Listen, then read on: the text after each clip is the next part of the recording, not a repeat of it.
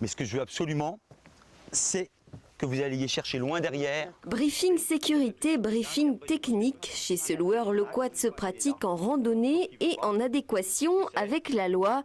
Chez Manu, le quad est avant tout un loisir. Pas question de parler de pratique sportive. La manière dont on randonne, à une allure modérée, en faisant attention aux chemins et aux extérieurs. De toute façon, le but d'une rando en quad, c'est quoi?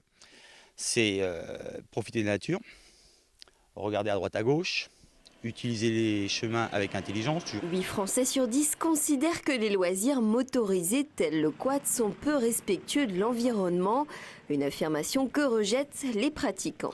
Ça me permet effectivement d'avoir disons des aperçus que j'aurais pas en voiture, que je suis pas sûr d'avoir à pied parce que j'aurais peut-être pas le courage de venir à pied aussi loin.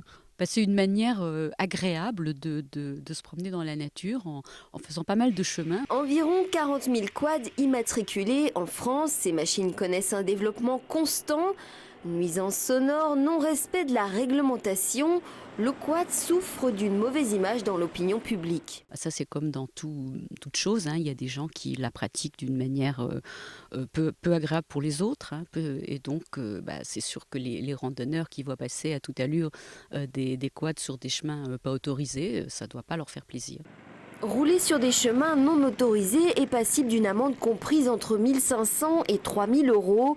Accident, destruction de la faune et de la flore. Circuler en quad peut coûter cher, d'où l'importance d'une information claire et d'une pratique encadrée, seul gage d'une cohabitation harmonieuse dans les prochaines années.